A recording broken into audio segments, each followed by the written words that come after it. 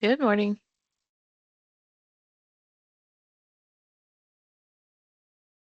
Morning.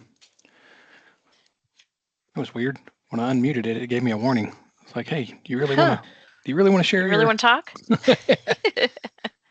Yeah, it came up with mine too. Oh, weird. Oh, you probably have to agree since I'm recording this one and I typically record the first one. Oh yeah. That's probably what it was. That's exactly what it is. We're running into that a lot lately. Yeah, where you have to approve that you're okay with being recorded, I guess. Yeah. So, see who else we get. Nielza is on vacation this week, so be mostly me.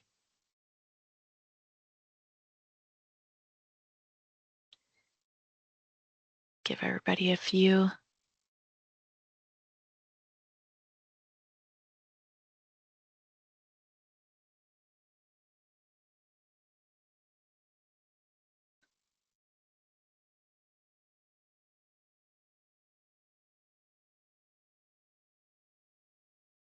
Everybody see my screen okay? Yep. Yes. Yep. Zoomed in far enough? Okay.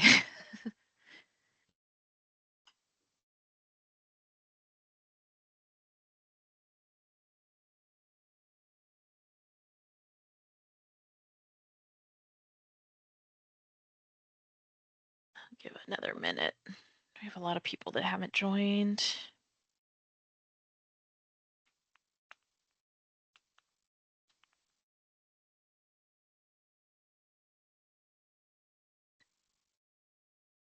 Let's see.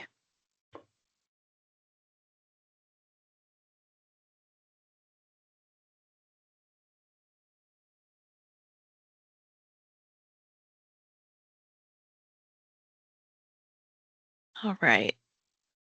We can go ahead and get started. Hopefully we'll get some more people join in. All right. So Kevin, you usually go first to give us an update.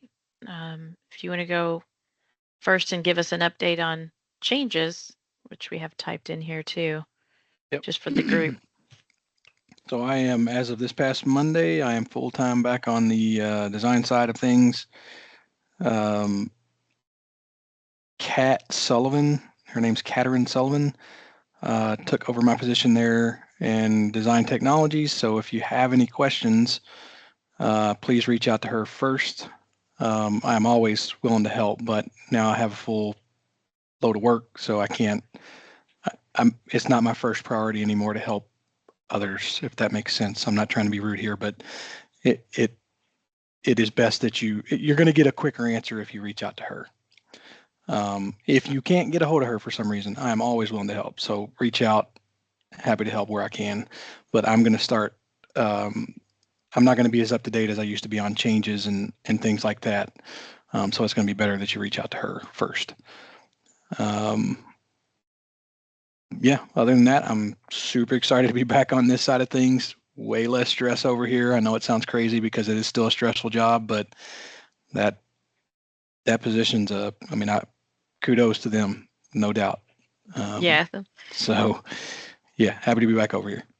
Good. We're happy to have you back over here. And Kevin is still the Midwest Civil 3D lead as well. So that hasn't changed either.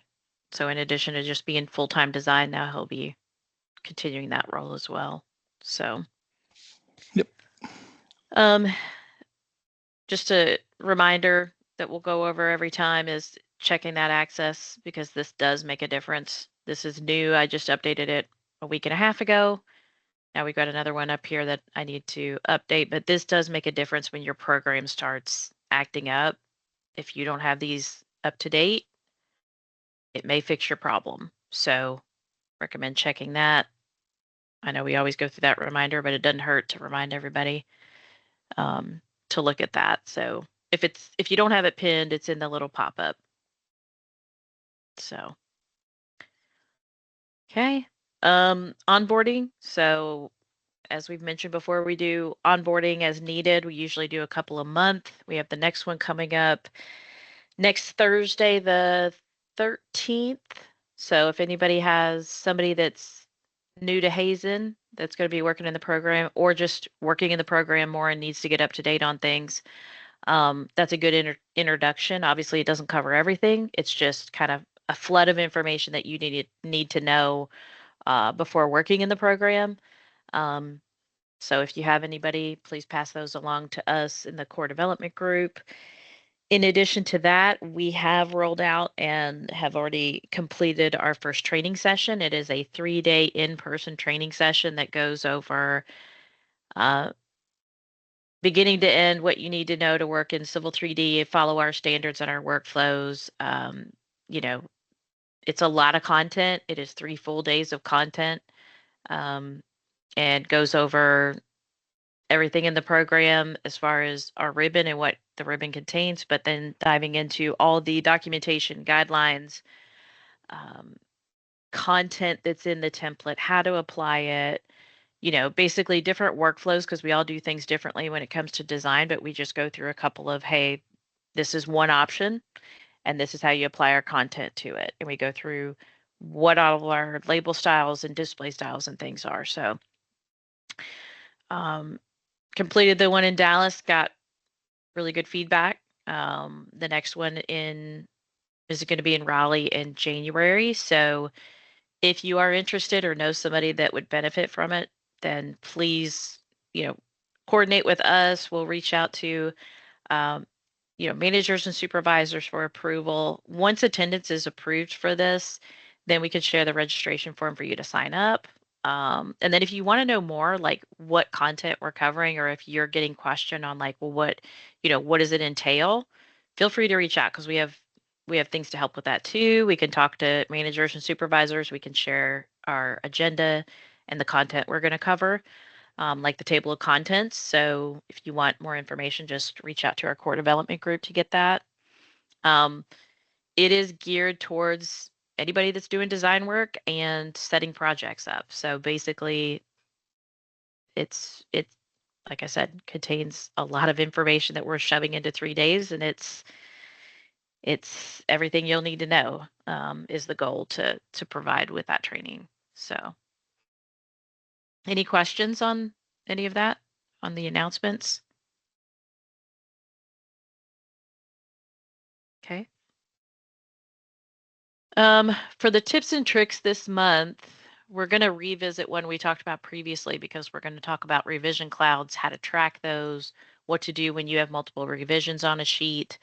I did move our spreadsheet. So the spreadsheet where we add all of our shortcuts and variable settings is now located in the same folder as the agendas and the recordings, which is going to be under the Hazen BIM Community Forum, Civil Forum.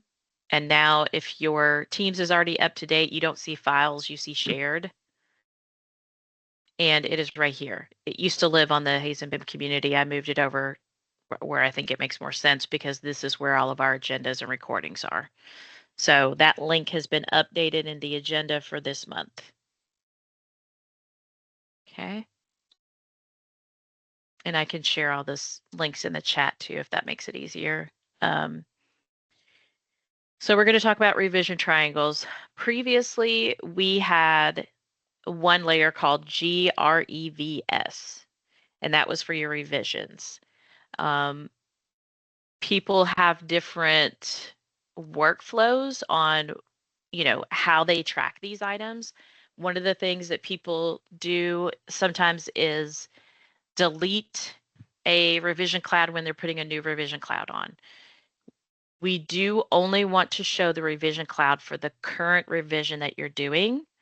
And instead of deleting the previous revision cloud, let's put that on a layer, right? That we can freeze and turn off. So we're going to hop into the program and look at that. We're also going to talk about temporary folder cleanup, hard drive cleanup, and the benefit of that. And then we're going to talk a little bit about some previous recordings that we did. So we hop over to CAD. And if this is small on your screen, I would recommend trying to zoom in on Teams in that bottom left corner, because you can zoom in and pan around on my screen, and reset it if you need to. But is everybody seeing this okay? I know I'm on a little bit of a larger screen, so sometimes it's a little tiny. I can see it. Okay. So basically, this is an example sheet. We have issued this for construction, and we're looking at what is currently addendum number 1, which is revision 2. Okay. So construction is revision 1. That is issued for construction. This one is issued for addendum 1. Okay. So addendum 1 exists on this sheet, and we're about to add another addendum. Okay. So the process for tracking this is that we always leave the revision triangle on, but we get rid of the cloud. And instead of deleting the cloud, recommendation is going to be creating a new layer and calling it addendum 2 or addendum 1 or whatever you want to call it. I'm calling it 2 because that's the number that's in the revision block. But if you wanted to, you could say addendum 1, however you plan to track it. Okay. I defaulted this layer to be frozen and no plot. Okay. I back up really quick. This, as I mentioned before today, I'll say, because I did this today, I split that GREVS into 2 different layers that are now in our template. One is for revision triangles, one is for clouds. So before that was just one layer that said revision triangles and clouds. But since this came up on our training and people have questions about it, we're revising this for tracking purposes. So what I'm going to do now is take the revision cloud that I currently have and put it on that 2. So it is going to default to be frozen and turned off, but I can turn it back on or look at the area that revision 2 applies to if I want to. But for this, since we're going to do revision 3, I need to get it out of the way. Always keep the triangle though. That revision triangle should always stay. And these addendums are per sheet, which is why we don't put it in the title block. What's in the title block applies to the entire set. What applies to individual sheets, because addendum 1 may only apply to this particular sheet or a handful of sheets and not to the entire set. So if you didn't have any addendums on this sheet at all and we were working on addendum 10, it would be number 2 on this sheet. Does that make sense? Any questions about that part? I know it's confusing, but just keep in mind that your revisions apply to individual contract drawing sheets. Okay. How do you reconcile Which addendum is which? yeah, or if you've got and maybe this doesn't happen, maybe I'm overthinking this, but if you've got a submittal that happens after, so like the conformed drawings, Mm-hmm. do you remove all the addendum? So the conform drawings basically have all of at that point you're implementing, right? Like you're taking everything that was revised and you're conforming it into a set. Mm-hmm. So at that point, I believe that the revision triangles also get turned off, if I'm not mistaken. What about, so right there, what about, let's say regulatory review happens and then you've got 3 addendums. Okay, then you go to construction set, then you've got 3 addendums, then you've got the conform set. Mm-hmm. Well, each sheet has its own set of addendums. Where do you put the conform? Some people put it at the top because it's easy and you can put it in the title block. Yeah. So that's my question, is how do you reconcile that between sheets if you're only putting, and I understand we are only putting them in the sheets, but what do we do with that? So it's a good question, and I think that there's going to be differing practices on this. We are updating this SOP, just like we're updating our BIM guidelines. We're updating this. This is from like 5 years ago that it was created, but that's one of the things that we need to define, I'll say better, because conformed indicates that everything is conformed and it applies to everything. So that's why some people put it up here, so that tracking all of this, maybe you only have 4 or 5 on this sheet, but you might have more than that, you might have less than that, but at the very top conformed with the date, that's like we're done, right? So some people put it at the very top of the box. I think as long as it's in that box and you're tracking it, I don't think that we have anything locked in about exactly where that goes. Gotcha. Okay. Hey, Chris, do you got a question? Yes. You guys are saying conformed, and I see construction set on there. What would be the difference in that? Because I just had a project recently that was they're referencing the conformed documents as if that was what was issued and bid on for construction. So is there a difference there? So some people say bid set and some people say issued for construction. Some people roll out construction. Some people do a regulatory drawing or like a permitting drawing, and then they do construction drawing. It's going to depend on your client. It's going to depend on your state. It's going to depend on your, basically, I would say coordinate that with your engineer and PM of like, what is the client or permitting agency, like what are they expecting it yeah, what are we expecting it to say? So the conform drawings are after all the Yes. addendums have been done and we're ready to actually move forward to the And actual bind it all, construction. yeah, update it all Those are together and conformed. yep. Conformed right. is like the hey, we did our bid set or our construction drawings, and then we had some questions and addendums that we had to do along the way.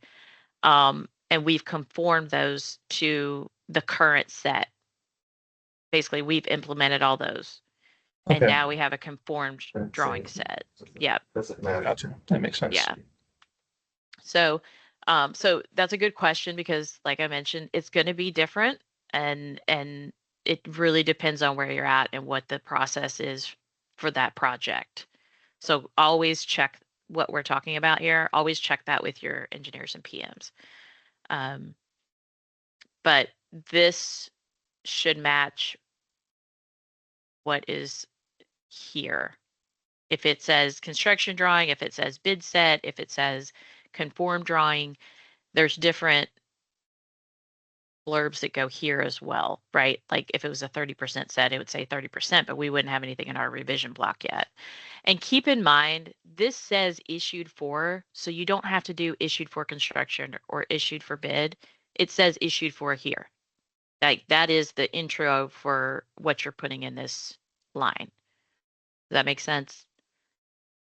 I think there's a lot of differing practices on this. So again, this is an interpretation and a recommendation of a workflow on how to track it, but always ask. And she's just right. to make sure. There is regional and state requirements that's going to differ from what we recommend here, right? So Yeah, what's in our always what's ask. currently in our SOP. Yeah. So we have addendum number 1, which is 2 on this sheet. Okay. Now we're going to do our revision cloud for number 3. And the first thing we want to check, and I know we've talked about this variable before, but we're going to revisit it. Let me pull up our agenda so I can share that. So we're going to check this rev cloud arc variable. So I believe in the program, it defaults to make these revision clouds with the arcs with different sizes, like some are larger and smaller than others. We want a pretty consistent revision cloud around ours. It's typically what we want to see because we're drawing kind of small boxes most of the time. Most of the time, we're not drawing large boxes. So the first thing we're going to check is the rev cloud arc variable. So if you want to type that in, rev cloud arc variable or variance, I guess is what they call it. Enter new value. We just want to make sure it's off. Like we want it to be a consistent arc size. So that's the first thing we need to check. I'm trying to move this box out of the way. And then second, I tend to draw where I'm going to put my revision cloud, but you don't have to. When you start the revision cloud command, you can sketch it in if you want to. Just keep that in mind. I like to see where I'm going to put it. That's just me, right? So rev cloud is the command, and you'll notice that it has a lot of information in it. The first thing I'm going to check is the arc length. This says 5. If I was drawing this in model space, which you can do if you want to, I would set it to 5. Since we're in paper space, I'm going to set it to 0.5 for the arc length. And then because I've already drawn mine in, I'm not going to hand sketch it in. I'm going to say object and choose that rectangle. Okay. So that's what it should look like, or something close to that. You can adjust this, like you can use your grips and spread it out. So if it's hitting an area that, oh, I need to move that, you can move it. That's an option as well. So now we have a new revision cloud that I need to put on our revision cloud layer. I don't want to leave that on 0. Okay. So I'm going to go to G, revision line. Okay. Make sure it's on the right one. At this point, I can use our ribbon and insert my revision triangle, and it'll pop up and give me a prompt, or I can copy this one and update the number, whichever you prefer. Push the button, says where do you want to put it. I get a pop-up and I say, this is revision number 3. Okay. Again, I got to put this on the right layer. Here's something else that we need to talk about. Technically, your revision triangle should touch your revision line work in some way. Okay. So that's something else to keep in mind. And then I'm going to do a match properties here and just match this, because the symbology is always going to be on the same layer. Those revision triangles are always going to remain on the same layer. And that's what it should look like. So we leave 2 on, we've got a new revision cloud with 3, and then I need to come down here and say, you know, this is for addendum number, let's just say this is for addendum number 7. Okay. But it is 3 for this sheet, right? And I'm going to update the date as well. So everybody got that? Makes sense? Then obviously if I needed to make revision 4, I would come over and make a new layer, revision line 3, to track it for 3, and then put it on revision line. So just trying to track those clouds in case we need to turn them on, just to see the area. But it's not going to plot because it's also on a no plot. So that would be the recommendation, to track these instead of deleting that revision cloud. Is basically what we're trying to do. Okay. So any questions on this? Okay. We do have a link for our contract drawing submittal. So I'm going to put in this chat, I'll put a link to the spreadsheet and these 2 SOPs that we're also talking about. So you'll have those. Put these in here real quick.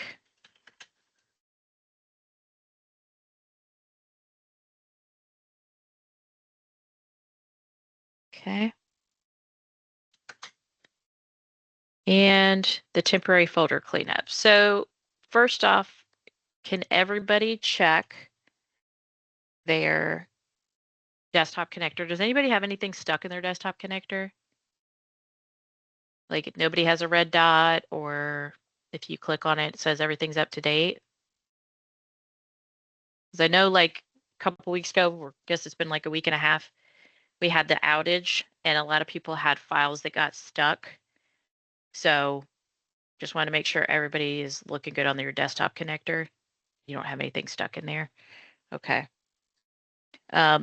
So sharing an SOP on hard drive cleanup, it is very helpful, especially with ACC Docs, because ACC Docs does so much file caching. And also when you're installing programs, there's files that you no longer need. Like after you install the program, your computer doesn't need to hold on to it anymore, but it does. So if you are noticing slowness, or even like files just kind of being slow to sync, or slowness on your computer, I do this every couple of weeks. And I am always surprised at how many files get cleaned off my computer that I don't need, even in those couple of weeks.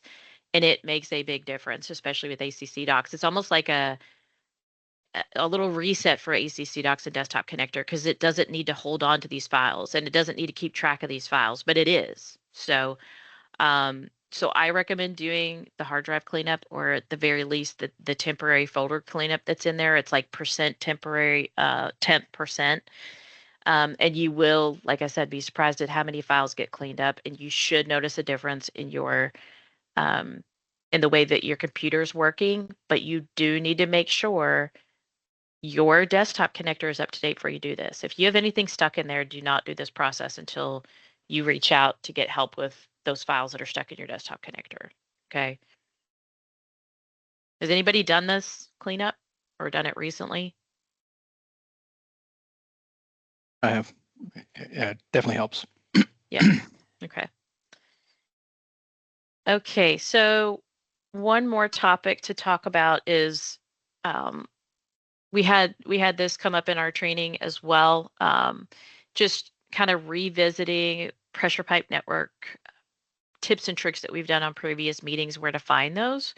So I'm sharing it on this month's meeting, the topics that we went over for pressure networks and the dates, because these meetings are by date.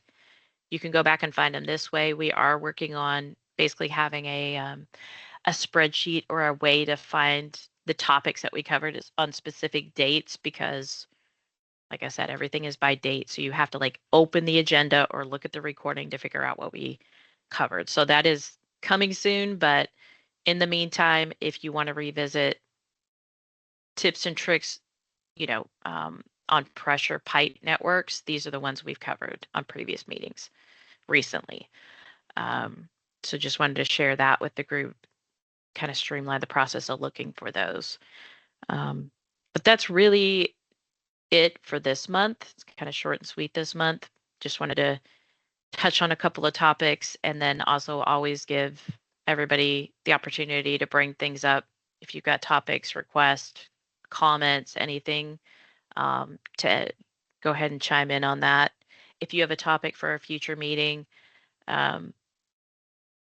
share that as well, either now or between now and the next meeting, if you want to message our core development group to share that. Does anybody have anything they want to touch on?